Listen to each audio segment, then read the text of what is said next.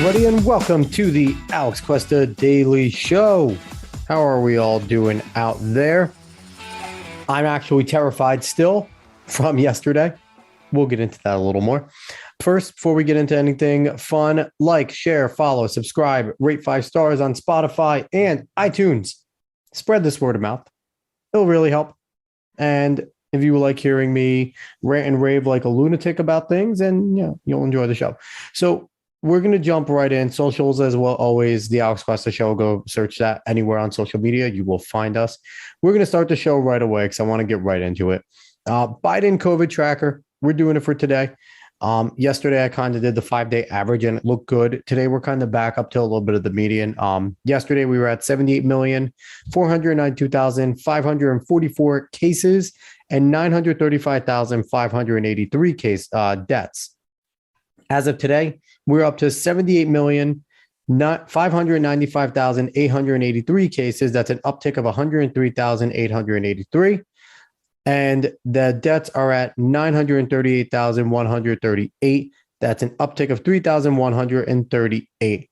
So looks like it's back to about a median. We're back to around 3,000 deaths. I did the 5-day the other day, and maybe it was a little off. Maybe it was one really good day that kind of brought it down, or a few better days. I don't know how they do their reporting on the weekends, if they're a little bit less. I know for COVID initially, it took them a little bit to get their information back up from over the weekends and stuff, but it's right back to around the median. Again, floating around 100,000 cases. That's good. Let's get it underneath permanently. 3,000 deaths, still not fun, but deaths kind of follow a few weeks after. So we'll see what happens in a week or so from now if we're dropping significantly with deaths. So that is holding Biden accountable. Still has not beaten COVID. And it seems like he's given up on it because he doesn't talk about it much. And a lot of places are lifting all the mandates, lifting the masks. New York City is finding a way to give their arbitrary time to lift mandates, vaccine mandates, and mask mandates. So it's all arbitrary, the dates that they give, but they're finding a way to give an arbitrary one. So hooray for that. But yeah, there's that going on. So I want to jump right in because we are in a scary fucking place as a world right now. As we speak on I didn't even say the date. I'm an idiot. It's February 23rd, 2022, a Wednesday. As we speak right now, Vladimir Putin is attacking Kiev, Ukraine, the capital of Ukraine. There are bombs. He is attacking Kiev. Initially, he only was taking the breakaway regions, the Donbass region and another region that were Russian, sending peacekeepers there. And in one day, escalates to taking the capital. The war is officially started there. Russia is going to war. Now, there's a lot of implications here.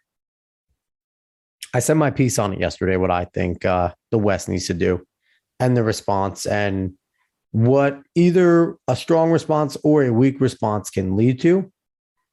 And it's scary shit. Today's article has something to do with that. It's about White House Press Secretary Jen Psaki, who I've said over and over again, I don't envy her job. I think she's on board with the bullshit, but I still don't envy her. Joe Biden's a moron. She has to go out and defend and spin Joe Biden's dumb shit all the time. So she's in the worst precarious situation ever. But this article is from the Post Millennial. It is written by Nick Monroe, and it is titled Watch. Psaki claims Biden has rallied the world to stand up to Putin. President Biden has rallied Europe to stand up against the efforts and actions of President Putin.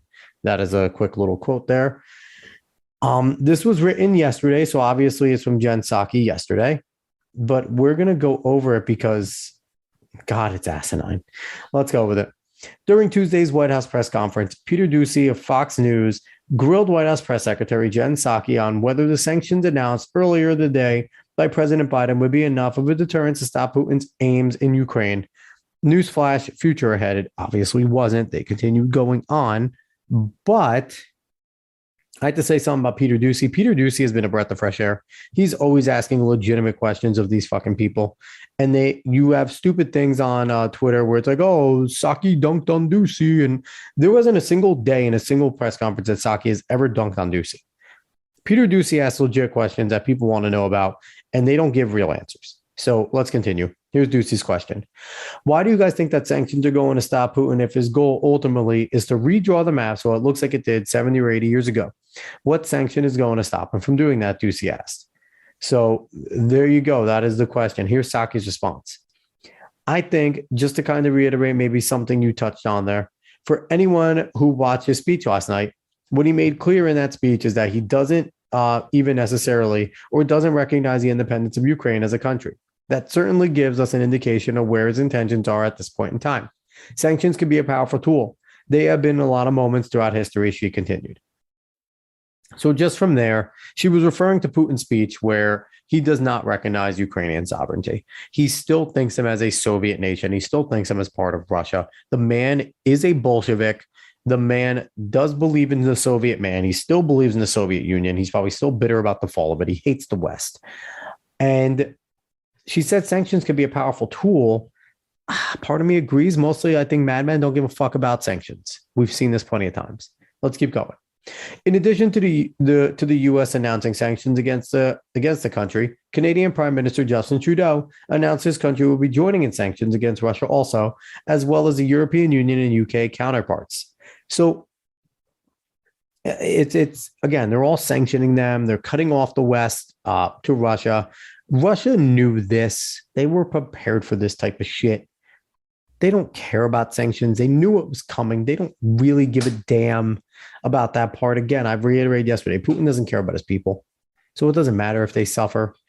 And in terms of Justin Trudeau, that freaking loser, now that he's done arresting truckers fighting for freedom and wrongfully using his authority and being an authoritarian, now he's going to try and join the world stage and go against somebody who is an authoritarian. Oh, fuck you, Justin Trudeau.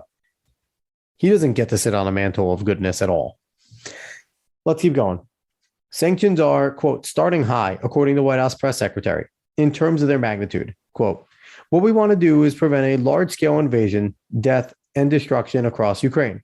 Devastation to the Ukrainian people, and what happens with sanctions is that they work over time. They're not an end. They're not intended to max out at the beginning. They're long-lasting and substantial, and they're intended to squeeze. So again, if you're deterring somebody from taking stuff immediately, a sanction is not going to do anything. It's a long-term goal. So it's kind of stupid. It is kind of stupid to be thinking that that's going to be a deterrent at all. So when they announce it, it's not a big deal. Again, Putin doesn't care about them. And again, as we know today, the sanctions didn't do shit because he's marching into Kiev and bombing Kiev. So Putin does not care. Let's keep going here. Psaki said that Putin wanted to divide NATO and wanted the Nord Stream 2 pipeline project to go forward, but neither of those things had happened. Quote, so his intentions and objectives are not playing out, said Psaki. Peter Ducey asks follow-up questions that references one of Biden's comments on the 2020 campaign trail. The president said before he got here that Putin knows if I'm president of the United States, his days of tyranny and trying to intimidate the United States and those Eastern Europe are over. It's 2.5 years later. Putin is intimidating the United States and those in Eastern Europe. What happened? And there's a video over here that Ducey referenced of Biden giving an absolutely terrible campaign speech. For those that are interested, we are going to listen to it because you need to hear it coming out of the man's mouth that what he said back on the campaign trail 2019 going into 2020 itself does not fit the way he has led in foreign policy. So let's hear what Biden's had to say here. Folks, you hear the news. Once again, Putin and the Russians are trying to engage in our elections and decide who the president's going to be. And this time I'm the object of their attention because Putin knows if I am president of the United States, his days of tyranny and trying to intimidate the United States and those in Eastern Europe are over. I'm going to stand up to him. He's a bully, just like the president. And I know he doesn't want me to be president, but to tell you what, when I'm president, things are going to change. Mr. Putin, the American people decide their elections, not you. Chip in $1, $5, $10. So there you have it. It was a terribly done ad. It looked awful. And just the things that he said aren't true. He's not tough on Putin. He's not going to stand up to him. He hasn't stood up to him. The tyranny in Eastern Europe is occurring. Putin knows he's weak. He said in a statement before, we've uncovered, I think it might have been the Post Millennial or somewhere else, maybe the Daily Mail, uncovered a whole thing where Putin flat out says Obama's at least intelligent, he's formidable in terms of a statement, but Biden's a buffoon. If he ever becomes president, it's free reign. And what do you know? Biden's president, the buffoon is president, and here it is. And it's a half a buffoon because his brain's gone. So here's Jen Psaki's answer to Ducey in that aspect. I'd hardly put it in that way. I would look at it actually from the prism of the United States, and President Biden has rallied the world, rallied Europe to stand up against the efforts and actions of President Putin. And we've laid out very clearly exactly, she said before being interrupted. So she's lying. She's lying. He has not rallied anybody. We are the ones that speak for NATO. So whatever he says is what we do. So when he says the Western Front's going to be this and that, they don't have a choice but to go with what we say. But she's flat out lying. Biden has no confidence around the world. He's an idiot, and everybody knows it. No one respects Joe Biden around the world. He's a stepping stone. People in NATO know they can go back to status quo of not paying their fair share, and that the United States is still going to cover them under Biden. People in the Middle East know he's a pushover, and they will do whatever they get. He's already bought and paid for in China. China knows they can do what they want. And now Putin realizes that Russia can also do what they want. The world laughs at Joe Biden. The world is laughing at the United States currently. Let's keep going. Ducey tried to bring up the likelihood of a further increase in gas prices expected to come, but Psaki didn't respond immediately. Yet a follow-up question from another reporter demanded a more exact answer on that aspect of what to expect to come as this Russia-Ukraine conflict unfolds. Here was Psaki's answer. A lot of what is happening right now is sensitive. It includes conversations with foreign counterparts and other major large global suppliers. It also includes conversations we're continuing to have with Congress and others about what steps may be at our disposal, and the president is continuing to consider the options. So let's give a layman's term here. It is too complicated for you dumb motherfuckers, so we don't have to tell you. That's what she just said here, that it's complicated. A lot of conversations have to happen. We have to talk to people for them. We have to talk to suppliers. Only we, can talk to that because we're the intelligent ones. Don't worry. You won't understand it anyway. Don't worry about it. We will take care of it. You are too stupid to understand it. We're going to talk with Congress. We're going to see what steps are at our disposal to mitigate this because only we know best. We know best. We caused the problems, but we're never going to blame ourselves, and we know best. These people are unbelievable. Let's continue here. We have a few more paragraphs. The commentary from Biden's critics online are pointing out how the Biden administration canceled the Keystone Pipeline from the onset, but then also later had officials begging OPEC to produce more oil in response to U.S. woes. And bottom line is, the Keystone Pipeline solves all this. Continuing fracking solves all this. Keeping us energy independent, this isn't even a problem anymore. You sanction the Nord Stream. You give Germany a slap on the wrist for even engaging without consent of the NATO nations. It's not like you're not allowed to do any business with Russia. You just have to do business within the confines of NATO. So they didn't do that. And we stood by and let it happen.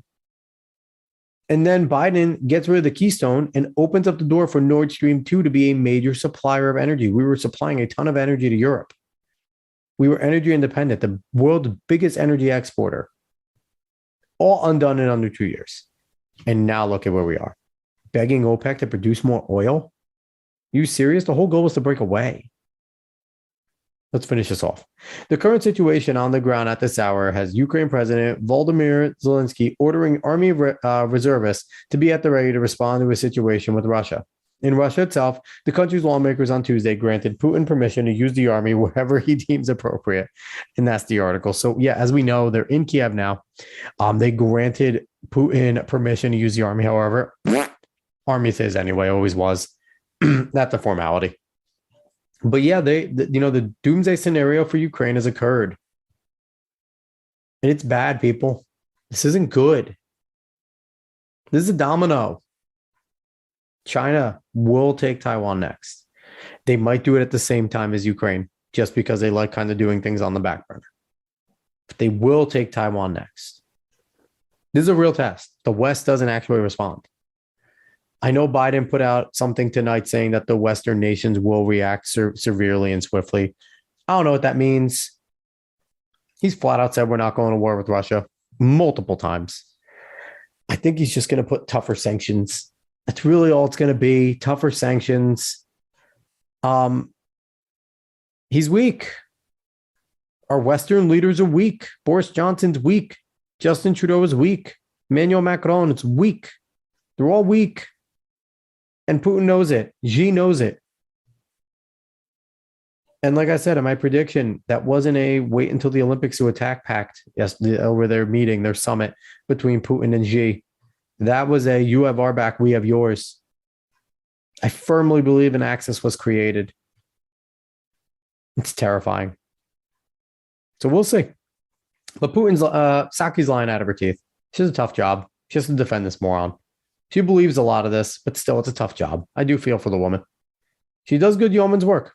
She does. She goes out there and takes a beating. Ducey kicks her ass with questions every day.